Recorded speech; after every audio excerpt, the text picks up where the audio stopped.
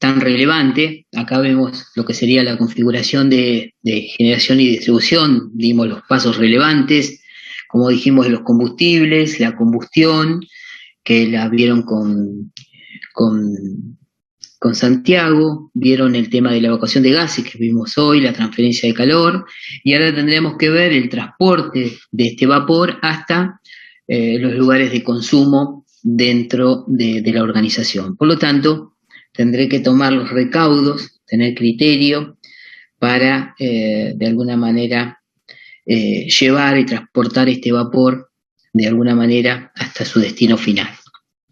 Para eso tendré que tener en cuenta que lo que sería el sistema de distribución es el enlace entre la fuente generadora de vapor y el usuario, ¿sí? Después vamos a ver que pueden ser de diferentes tipos, y tendré que dimensionarlo de forma tal de que sean mínimas las pérdidas de calor y el costo de mantenimiento de los mismos, teniendo en cuenta que tendré que hacer recurrir a una aislación, ¿sí? Para que el mismo no radie el calor directamente al medio ambiente. Y por supuesto vamos a ver que tendremos que tener en cuenta diferentes tipos de circuitos. El circuito de vapor, el principal, y las derivaciones o secundarios, pero también, y muy relevante, lo que es el circuito del condensado. Una vez que el vapor ha cumplido su función, yo tendré que recuperar este condensado, digamos, entramparlo y volverlo nuevamente a la caldera para ser reutilizado. Este condensado de alguna manera es importante porque yo he tenido que recurrir a alguna manera, algún tratamiento para que el agua que es convertida en vapor esté libre de sólidos disueltos. Por lo tanto, he tenido que hacer alguna erogación y por lo tanto es relevante que yo pueda recuperar este condensado para volverlo a utilizar. Hay diferentes tipos de configuraciones, ¿sí? Acá vamos a ver el caso particular de una distribución clara de la que podemos encontrar en una industria, por ejemplo, en una industria láctea, en donde podemos utilizarlo para en lo que sería un proceso, en una paila, en intercambiadores, en un sistema de calefacción, utilizando en una cuba, y partiendo de lo que sería el tanque de alimentación, ¿sí? Directamente conectado con lo que sería la bomba de alimentación, directamente el ingreso a la caldera generando el vapor y distribuyéndolo a lo largo de todo lo que sería el circuito, y la devolución de alguna manera de este condensado nuevamente a lo que sería el tanque de alimentación, ¿sí? De regreso para alimentar nuevamente a la caldera. Tendré que saber que en cada uno de estos equipos tendré que tener los recaudos, ¿sí? Para de alguna manera entrampar, recuperar el condensado a medida que se va produciendo. Por lo tanto, al conjunto de equipos que puedo encontrar dentro de lo que sería mi proceso, tendré que tener un conjunto de elementos indispensables, los de seguridad, la utilización de un manómetro, utilización de alguna reductora de presión, vamos a ver las características en particular, el reductor de vacío, lo que sería las válvulas de seguridad y la etapa de lo que sería la trampa, ¿sí? Que me va a permitir hacer sistemáticamente la eliminación del condensado a medida que se va generando. Entonces tendremos que ver las características que tiene esta trampa, ¿sí? Cómo de alguna manera reconoce el vapor y no el condensado, y el condensado es el que deja pasar de forma tal de recuperarlo. Así que tendré que ver, como dijimos, cada una de estas características de los equipos y sus características. En primera instancia, lo primero que tenemos que determinar es la presión de trabajo, ¿sí? La presión de trabajo del sistema de distribución de vapor está claramente, de alguna manera, delimitada por la presión del equipo que necesita la mayor presión, ¿no? de trabajo. Por lo tanto, ya de alguna manera eso me limita, y si la presión a la que el vapor debe distribuirse está parcialmente determinada por el equipo de la planta que requiere una mayor presión, y lo que tendré que hacer es hacer una distribución a mayor presión y en el caso necesario después sí recurrir a un elemento, a un sistema que me permita bajar la presión, ¿sí?, en cada uno de los equipos que se encuentran presentes. Por lo tanto, tendré que hacer este tipo de disposición. También teniendo en cuenta que el vapor va a perder una parte de su presión al pasar por la tubería, ¿sí? Entonces tendré que tener también en cuenta esa situación, ¿no? Cuál es la ubicación del equipo y de alguna manera el recorrido que va a tener este vapor hasta llegar finalmente al equipo, ¿sí?, que va a cumplir la función. La selección de la presión de trabajo, vamos a tener que determinar la presión requerida en el punto de utilización, voy a tener que tener en cuenta la caída de la presión, como dijimos, y también las pérdidas que se van a dar en la tubería, ¿sí? Por más que haga uso de una aislación adecuada, las pérdidas se van a producir y el condensado se me va a generar de alguna manera en la línea, por lo tanto, tendré que irlo eliminando a medida que se va generando. Entonces, tengo que saber la presión de trabajo, delimitado por el equipo de mayor presión, y luego recurrir a algún elemento que me permita, ¿sí?, ir disminuyendo las presiones en función, ¿sí?, de los requerimientos de cada uno de los equipos, ¿sí? Entonces, tengo que pensar que si tengo en cuenta el diagrama de presión versus volumen específico, en el caso de vapor, a mayor presión tengo un volumen específico menor, me va a convenir por varias razones trabajar con la mayor presión posible, ¿sí? Eso va a hacer factible que el volumen específico sea menor y de alguna manera la generación distribuida a alta presión tiene como ventajas, en primera instancia, tuberías de menor diámetro, también al tener menos diámetro también tiene menor superficie de contacto, menor pérdida de calor. En segundo caso, los costos asociados de alguna manera a tuberías, bridas, soportes va a ser menor, ¿sí? Y también, que es relevante, el vapor va a ser más seco, ¿sí? Va a estar a mayor energía, mayor presión, va a tener un vapor más seco y además, y es relevante, a mayor presión me asegura que la dinámica de la caldera, de alguna manera el almacenamiento térmico de la caldera aumenta y ayuda a soportar mejor lo que serían las fluctuaciones de carga que se va a dar en esa dinámica, ¿sí?, entre el sistema de distribución y la generación de vapor en la caldera. Por lo tanto, siempre es conveniente trabajar a la mayor presión posible y recurrir, como dijimos, a un sistema, ¿sí?, que me permita bajarlo. Y en este caso interviene, ¿sí?, los sistemas de reducción de presión. Si se distribuye a altas presiones, será necesario reducir la presión de trabajo en cada zona o punto de utilización del sistema, y el método más utilizado es lo que sería una estación reductora. La estación reductora, además de tener el elemento reductor, tiene un conjunto de otros elementos que de alguna manera me aseguran algunas cosas dentro del sistema. Este es un claro ejemplo de lo que sería una estación reductora. Por supuesto, el elemento principal es la reguladora de presión, pero está constituido en principio por un separador de gotas, como podemos ver. Por supuesto, los elementos de fijación, que son las válvulas que me van a permitir, en el caso de hacer algún tipo de mantenimiento, poder cerrarla, ¿sí?, y de alguna manera retirarlas y hacerle el mantenimiento adecuado. En el caso de la presión, regularla mediante algún mecanismo, la válvula reguladora, con un manómetro de entrada y un manómetro de salida para que vea el correcto funcionamiento, y en el caso de falla, por supuesto, un elemento de seguridad como una válvula de seguridad, ¿sí? Fíjese en la parte inferior, el separador de gotas, ¿sí?, que me va a retirar todo el condensado que se puede generar en la línea previo a lo que sería el ingreso a la válvula reguladora. Tendrá adosado un elemento, ¿sí?, una trampa, que vamos a ver después cómo trabaja en particular, que existen de varios tipos, ¿no?, dentro de la industria. Por supuesto, como dijimos, el elemento principal de lo que sería la estación reductora es la válvula reguladora. Y hay diferentes tipos, ¿sí?, válvulas reductoras. Tenemos de accionamiento directo o accionamiento indirecto. En este caso, es una válvula de accionamiento directo donde se ve, ¿sí? En este caso, cómo está constituido, finalmente es una base, lo que sería la base de la válvula, en donde tiene colocado un diafragma en el sector medio, ¿sí? En equilibrio con dos elementos, que son dos resortes, que permiten timbrarla, y este pequeño orificio, que es paralelo al vástago, que permite el ingreso, es la que determina, con las diferentes tipos de presiones, ingresa el vapor de la mano izquierda, ¿sí?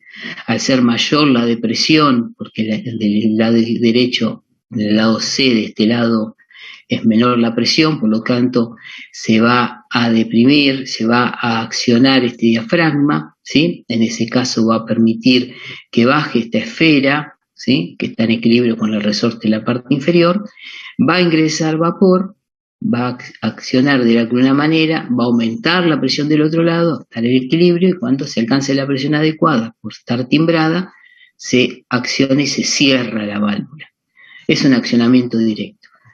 Permite también un accionamiento indirecto con un diagrama en forma indirecta, en este caso trabajar con este tipo de mecanismo, un diafragma inferior, ¿sí? En donde el accionamiento no es directamente sobre el diafragma principal, sino un diafragma secundario, pero el concepto es el mismo. Tenemos la entrada, una cierta presión, de la cámara, digamos, que está enfrentada, hay una menor presión, lo que va a accionar el diafragma superior, va a permitir accionar este vástago en la parte inferior que está en equilibrio, el ingreso en la cámara inferior va a accionar el diafragma y se va a producir la elevación del mismo. El ingreso del mayor vapor a la derecha hasta conseguir el equilibrio. Cuando las presiones se equilibran, cierra directamente el diafragma y se equilibra a una cierta presión, ¿sí? Este tipo de válvula reductora es de accionamiento indirecto, ¿sí? La otra tiene el inconveniente que el accionamiento es directamente sobre el diafragma, que puede generar algún error. En esta, la utilización de este piloto, ¿sí? Que sería el diafragma que aparece, es de alguna manera más sensible, más seguro. Pero cualquiera de las dos cumple la misma función, tratar de equilibrar, regular, timbrar, de forma de disminuir una presión que habíamos dicho que era lo conveniente para hacer la distribución la mayor presión posible, reducirla en una estación reductora hasta alcanzar la presión que alimente cada uno de los equipos. Por supuesto, de alguna manera necesitarán de un mantenimiento adecuado, ¿sí? Y un calibrado adecuado. Lo otro que tenemos que pensar, ¿sí? Es también en el diámetro o la dimensión correcta de la tubería para hacer la distribución del vapor. Sobredimensionar, en principio va a impactar porque van a ser más caras, mayor volumen de condensado y también el vapor más pobre, ¿sí? Entonces, no sería conveniente, pero también subdimensionar, el vapor puede ser insuficiente, mayor riesgo de erosión, ¿sí? Por posibilidad de generar golpe de ariete y ruido por aumento de la velocidad. Hay una velocidad ideal, digamos, para la distribución del vapor. Por lo tanto, no tengo que llegar ni a un extremo ni al otro, tiene que ser adecuada, y en función de eso hay varias formas de hacer el cálculo, pero uno de ellos podría ser recurrir a pensar en la velocidad de distribución. Como ejemplo podríamos ver que el costo de instalar una tubería de 80 milímetros, 8 centímetros, es un 44% más caro que el costo de una 50, que sería el ideal, ¿sí? Que sería la adecuada, es más costosa. El calor perdido por una tubería de 80 es un 21% mayor que el de 50, por ser mayor la superficie de contacto con el medio, entonces es mayor la pérdida. Y las partes que no están aisladas, de alguna manera, de una tubería, es un 50% más cara en la línea de 80 que en la de 50. Por lo tanto, siempre es conveniente hacer una aproximación y que de alguna manera el tamaño de la cañería con la cual se hace la distribución es la adecuada. Para eso, como dijimos, hay diferentes tipos de modelo de cálculo. Uno de ellos es trabajar directamente con la velocidad del vapor, y con lo ideal sería del movimiento. Para tuberías de vapor saturado seco, la experiencia demuestra que son razonables las velocidades que van entre 25 y 40 metros por segundo. A partir ya de estas velocidades ya tenemos problemas de lo que sería el ruido, ¿sí? Y también el silbido y también lo que sería la erosión que puede producir. Entonces, si pensamos en esta particularidad, yo podría hacer un cálculo, ¿sí? Si se dimensiona la tubería en función de la velocidad, entonces los cálculos que deberíamos pensar es en el volumen de vapor que se transporta con relación a la sección de la tubería, ¿sí?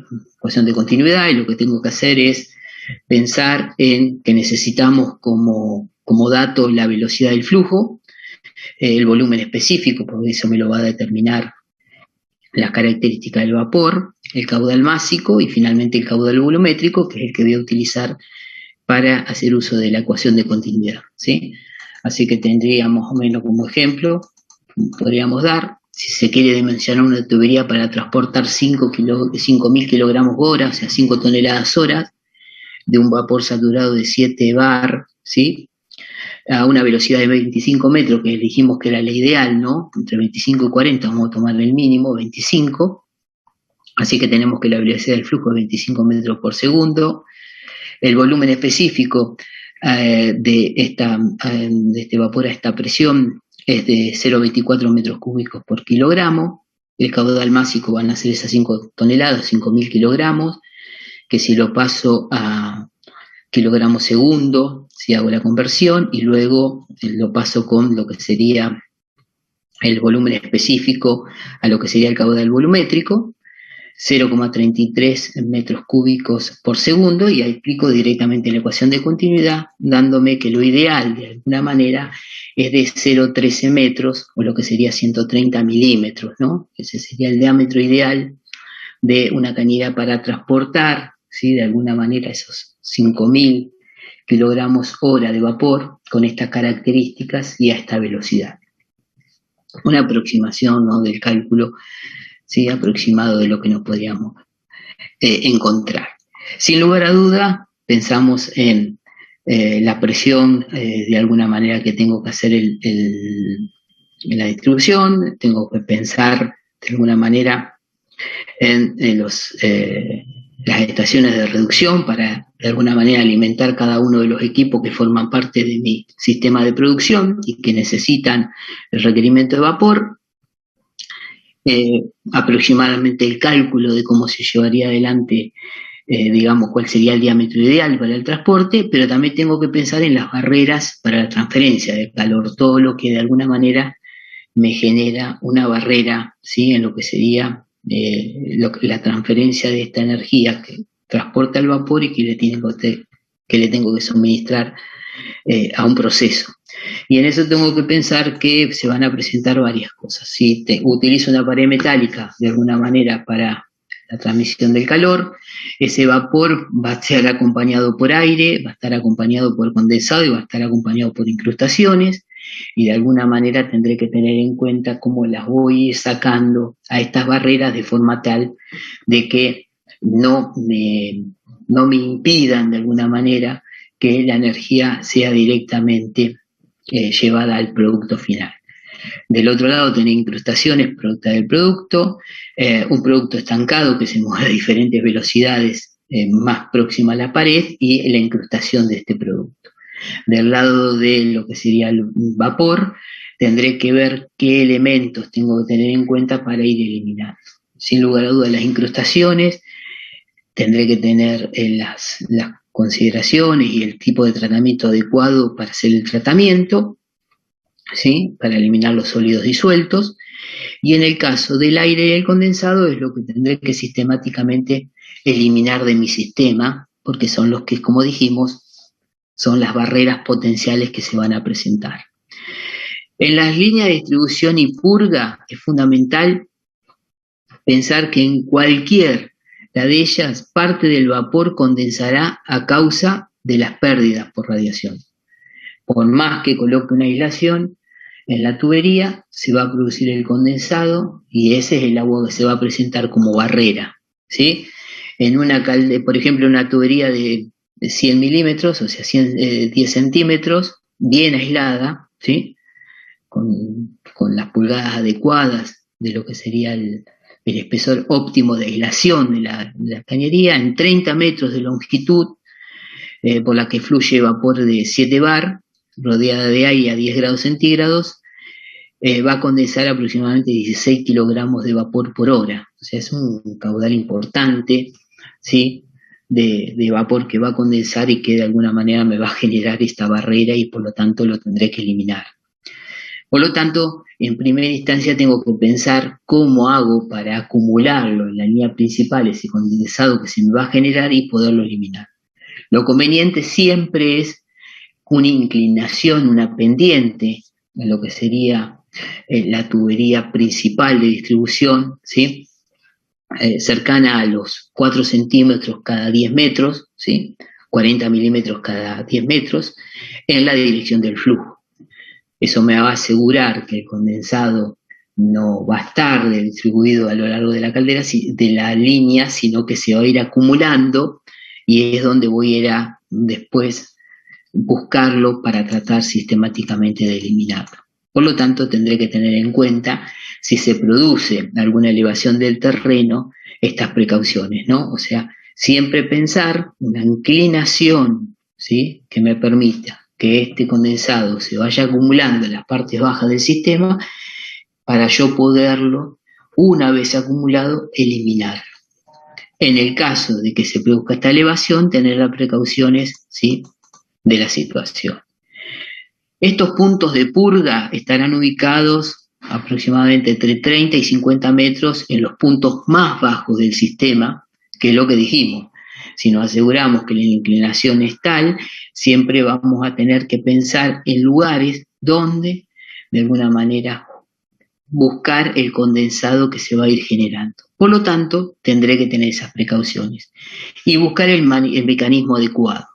Lo que vemos es, por ejemplo, una forma inadecuada de hacer la eliminación del condensado.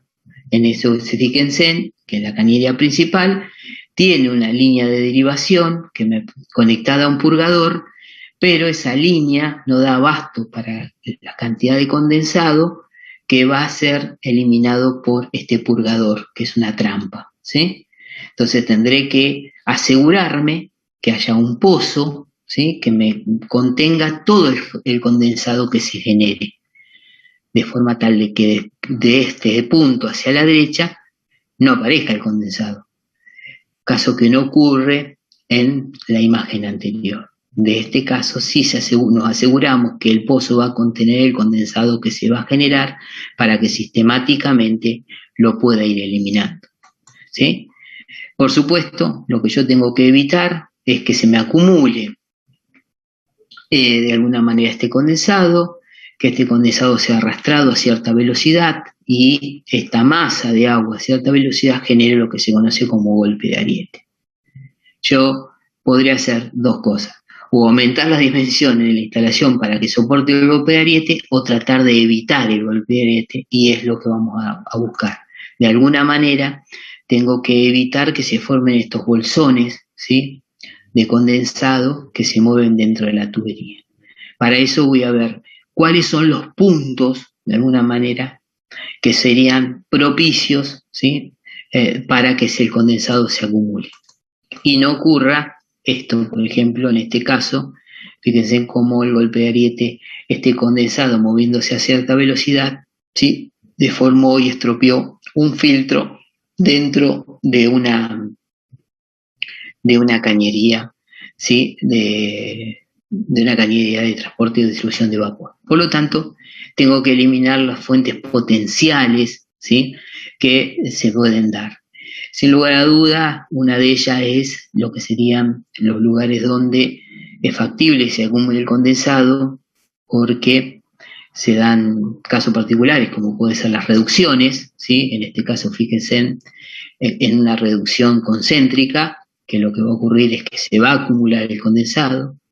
Por supuesto, por ejemplo, en los lugares, por ejemplo, en un filtro, o en las partes bajas, como dijimos, ¿no? Ahí son lugares potenciales donde se va a producir el de alguna manera la acumulación del condensado. Entonces tengo que saber que en esos lugares dispondré de mecanismos de forma tal de poder eliminar sistemáticamente, hacer una derivación y hacer la conexión directamente a una trampa, ¿sí? Una trampa de vapor.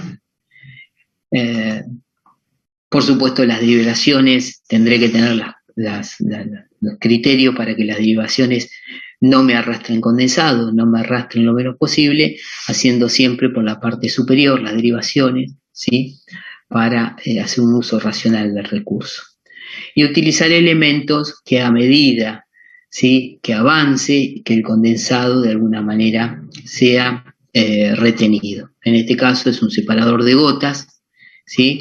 Cuando el vapor húmedo avanza, va a chocar con las paredes que tenga el separador de gota de forma tal de que se acumule el condensado y sea directamente llevado a un pozo de goteo y el condensado a un purgador y al purgador conectado, como dijimos, a lo que sería la línea de eliminación del condensado, ¿sí? Una trampa de vapor. Por supuesto, son alternativas que se pueden ir presentando. Una vez que tengo de alguna manera el condensado en un lugar específico, tendré que eliminarlo. Y para eso hago uso de lo que serían las trampas de vapor, ¿no?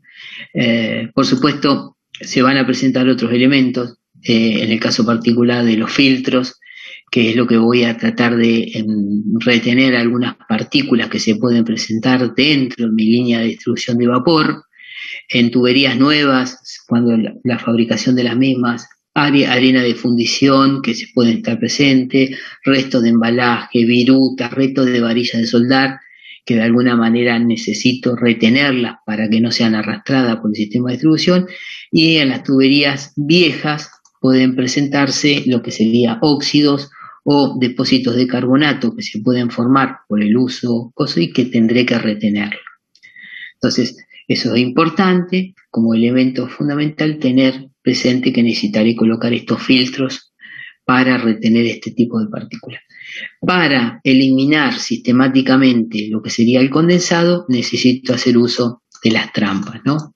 Como dijimos, eliminación del condensado, tendré dos valores bien claros. Uno, cuando arranca la caldera a generar, será el máximo, ¿sí?, cantidad. Imagínense, la cañería está fría, el vapor que yo envíe va a condensar de alguna manera inmediatamente y se va a producir una carga de arranque. Una vez que entra en régimen, la cantidad de condensado que se va a generar se va a mantener constante y yo lo podría eliminar sistemáticamente.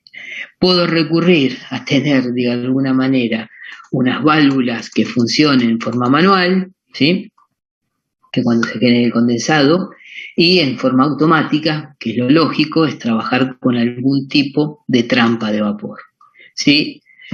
La trampa de vapor tiene como misión el drenaje sistemático de lo que sería el condensado que se junta en las líneas de vapor y que provocan el descenso de la temperatura del mismo, ¿sí? O sea, baja la calidad del mismo y el riesgo, como dijimos, de generar estos bolsones que produzcan el golpe de ariete. Por lo tanto, necesitaré sistemáticamente eliminarlo.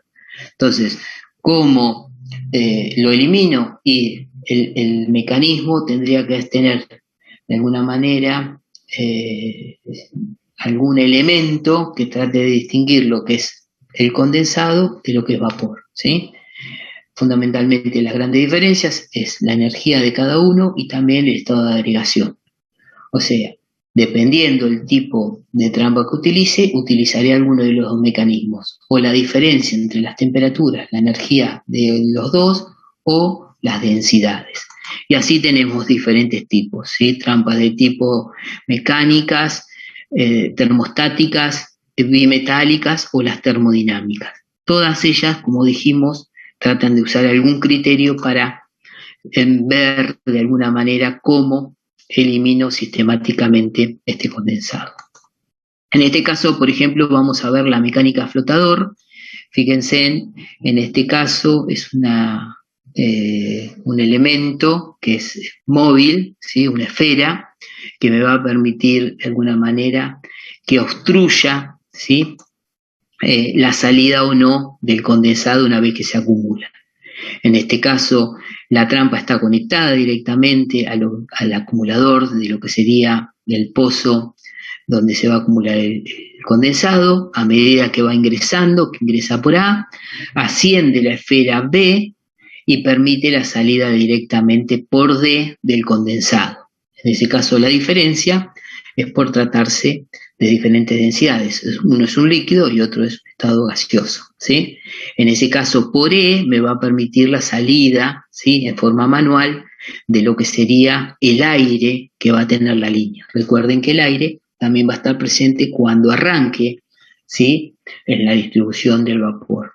El vapor va a, de alguna manera, a arrastrar, y yo no quiero que de alguna manera me genere esa aislación, me genere esa barrera en la transmisión, y por lo tanto lo tendré que eliminar. ¿Es automático? No es automático, ¿sí? Directamente manual, elimino lo que es el aire de la línea y luego ya está en funcionamiento. Tiene ventajas y desventajas. Muy sencilla construcción, dificultad de alguna manera para lo que es que se obture correctamente y se puede, digamos, bloquear, por lo tanto tendré que tener esa precaución. En este caso, si el condensado entra por A, como dijimos, a medida que se junta hace flotar la bocha B, que es el elemento de alguna manera que me controla lo que sería la salida del condensado, dejando salir este por D. Cuando sale todo, el vapor empuja B y cierra D, o sea, cae de alguna manera la esfera y de alguna manera no deja escapar el vapor, que es el que tengo que mantener en el sistema. Como ventajas tenemos, como dijimos, poco mantenimiento. Desventaja, no permite la salida de aire como una característica, como habíamos dicho, particular. En este caso es manual la salida de aire. Y no quiere decir que el asiento de alguna manera sea el más adecuado, así que no tiene sus dificultades como línea. La otra es directamente que el flotador sea palanca, o sea, en este caso es solidario el flotador directamente con un brazo directamente a la válvula de descarga, en ese caso el accionamiento es directo, ¿sí? Cuando el flotador cae, la palanca cierra la salida, en ese caso reconoce el condensado, como dijimos, o el vapor, por las mismas características que el anterior. Tiene como ventajas, puede descargar continuamente grandes y pequeñas cantidades de condensado, ¿sí? Con el elemento termostática puede eliminar el aire, como dijimos, si tengo un elemento que me permita en forma automática, estando frío, eliminar el aire. Cuando estén calientes se cierra y ya no permite la salida de aire. Se podría conseguir en este tipo de trampa. Y como desventaja, el flotador se puede dañar por golpe de ariete. Si se produce en este caso, puede ser sensible y eliminarlo. Hay otro tipo, también a balde. Todo en este caso recurrimos a lo mismo. La diferencia, como dijimos, del estado de agregación entre uno y otro. En este caso, este flotador del balde comanda la válvula B, ¿sí? Entonces se va generando, se va llenando por E de condensado. A medida que llega el condensado, se llena el cuerpo de la válvula y el balde flota y cierra la válvula. O sea que lo que estoy tratando es de que me obstruya de alguna manera. Cuando entra agua al balde, en este caso ingresa al balde, se abre B, se abre la válvula y sale todo el agua empujada por el vapor. En ese caso, fíjense que una vez que se llena el balde de agua, me va a accionar y me va a permitir la salida. Lo mismo pasa con el anterior. Necesito un elemento adicional para eliminar el aire, ¿sí? Que voy a tener en el arranque, en lo que sería la distribución. En el caso de esta situación, tiene como ventaja ser muy robustas, ¿sí? Se puede utilizar para altas presiones y vapor sobrecalentado. Son de alguna manera estas características. Soportan golpe de ariete y el condensado corrosivo. Y como desventaja, el peso del valve determina el área de la válvula para una presión dada. En ese caso tendré que tener esa precaución de alguna manera para la selección de las mismas. En estos casos, los tres que vimos, dijimos la diferencia entre uno y otro es debido a el estado de agregación. Distinto es el caso de las termostáticas, que lo que ve la diferencia es en las temperaturas. Generalmente es un fuelle cargado con un líquido con un punto de ebullición bien definido, que está en el punto A, ¿sí? Imagínense, cuando entra en contacto con el vapor, que está a una cierta temperatura, se dilata, cierra, ¿sí?, en lo que sería B sobre C, sobre el asiento, y obstruye la salida. Cuando viene el condensado, que está a menor temperatura, se contrae, ¿sí?, y permite la salida del mismo. Dice, consiste en un fuelle cargado con un líquido con un punto de ebullición definido. Al estar en contacto con vapor, el líquido dilata y cierra de una válvula. Cuando se junta condensado de menor temperatura, el fuelle se contrae y abre la válvula por donde escapa este. Fíjese que, de alguna manera, lo único que tengo que tener precaución es que este elemento, el A, por su contracción, dilatación, ¿sí?, va a tener una cierta fatiga, por lo tanto tendré que hacerle el mantenimiento, pero bueno, el registro que tiene en la parte superior, fíjese que este es el cuerpo de la válvula, donde podemos ver sencillamente cómo esta rosca en la parte superior me va a permitir tener acceso directamente, y lo que modifico, cambio, ¿sí?, lo que sería el elemento donde está el líquido con el punto de ebullición definido, que me va a permitir el accionamiento, lo puedo modificar sin hacer muchos movimientos, hacer un mantenimiento bastante sencillo, y además tiene una particularidad: siempre va a permitir la salida porque va a estar contraído con la menor temperatura. El aire, cuando salga en la primera instancia del arranque del sistema de distribución, me va a permitir salir directamente sin ningún otro elemento. Sale el aire, una vez que viene el vapor, va a calentar, va a cerrar y no va a permitir la salida del mismo.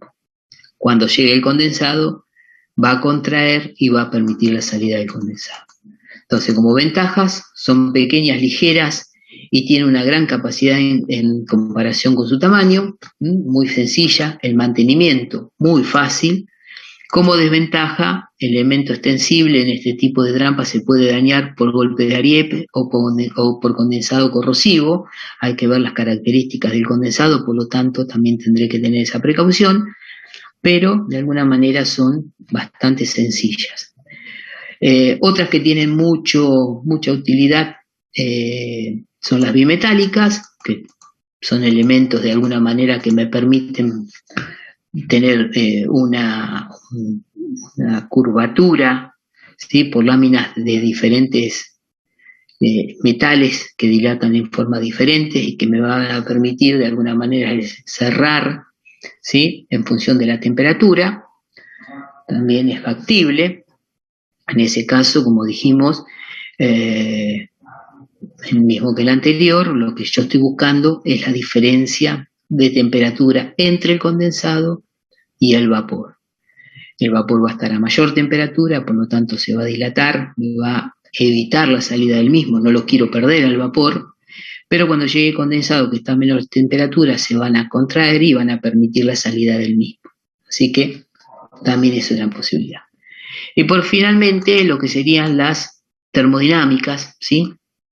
Estas son de alguna manera muy utilizadas en la industria. Tienen un cuerpo en la parte superior, en lo que sería un cabezal, ¿sí?, que permite el acceso a lo que sería el elemento que va a ser el control de la válvula. Están por dos conductos, tanto la entrada como la salida de la válvula, la trampa termodinámica, están conectados. Es muy fácil, digamos, su accionamiento, tiene una pieza móvil, un disco, que es el que está acá en la parte superior, con la letra H, ¿sí? Que está perfectamente rectificado, o sea, tiene que ser perfecto, que va a eliminar de alguna manera la salida de vapor al apoyarse y evitar que se comuniquen los conductos F y G. ¿Sí? Tiene que estar perfectamente rectificado, porque si estuviera una curvatura o algo, de alguna manera se producirían pérdidas. ¿Sí? Entonces, por eso dice que tiene que estar debidamente rectificado. Por supuesto, existe un espacio en la parte superior del disco C, fíjese que hay dos cavidades, ¿sí? ¿Sí? Que son los que van a accionar y van a acumular. Imagínense que ingresa en primera instancia, cuando llega el condensado, ¿sí? Golpea al disco, lo eleva, ¿sí? Parte del condensado queda en la parte superior del disco, ¿sí? Como tiene menor velocidad y peso, el condensado empuja el disco hacia la parte superior, llega al otro conducto y sale, ¿sí? Como dijimos, parte del condensado queda en la parte superior, en esas cavidades, ¿sí? Que tiene arriba el disco. Cuando llega a vapor, aumenta la temperatura del cuerpo y de toda la trampa. Este condensado que estaba en la parte superior se revaporiza, ¿sí? Empuja el disco hacia la parte de abajo y obtura la salida de alguna manera del mismo, y no permitiendo que haya comunicación entre ambos conductos. ¿Sí? Por eso dice, parte del condensado queda en la parte superior del disco, ¿sí? La parte de arriba. Al llegar solo vapor, la temperatura aumenta y revaporiza el condensado, haciéndolo descender y obstruyendo la salida. Al descender el disco, ya no hay comunicación entre ambos conductos y el vapor queda directamente contenido. Al llegar nuevamente condensado, pues se ha acumulado, baja la temperatura, el condensado empuja el disco, ¿sí? Porque el vapor que estaba en la parte inferior nuevamente se volvió a condensar, sigue, atraviesa los conductos y sale. Vuelta de nuevo. Cuando vuelve a aumentar el condensado, empieza a subir la trampa, se obstruye nuevamente. Entonces, por supuesto, son de alta difusión, muy sencillas, muy fácil de realizar el mantenimiento, fácilmente accedo a ese disco y lo puedo sustituir, ¿sí?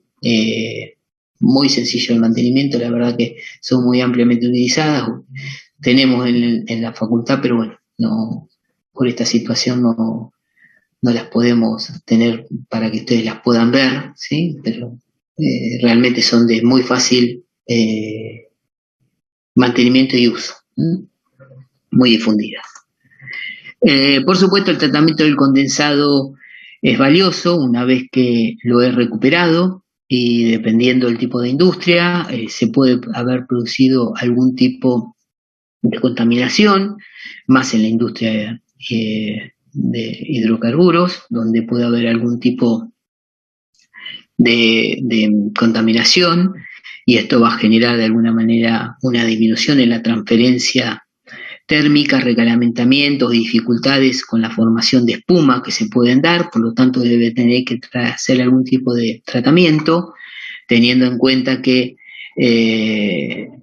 estos hidrocarburos van a formar emulsiones, ¿sí? Con el agua, con este condensado, por lo tanto tendré que ver, los tratamientos físicos no separan las emulsiones, y si agrego químicos estaría agregando sales, así que lo que tendré que ver es cómo utilizo. Pueden utilizarse algunas resinas oleofílicas que son ávidas de los hidrocarburos, que quedan adheridas de alguna manera los hidrocarburos a este tipo de los núcleos que tiene esta resina. Aumenta su peso y se separan por acción autorregenerante, ¿no? En esos casos particulares, pero tendré que tener las precauciones.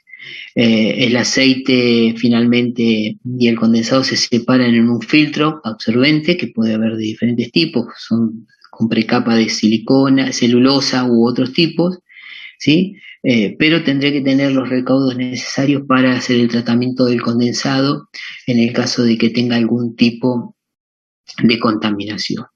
Y el segundo dato importante a tener en cuenta en lo que sería el sistema de distribución es el anclaje de las cañerías. Cuando yo estoy haciendo el sistema de distribución, lo estoy haciendo en frío, y como tratarse de metales, cuando sea de alguna manera atravesado por el vapor, se va a aumentar su temperatura, se va a dilatar, por lo tanto tendré que tener algún tipo de mecanismo para absorber esas dilataciones, ¿sí? Así que tendré que ver cómo es el anclaje, ¿sí?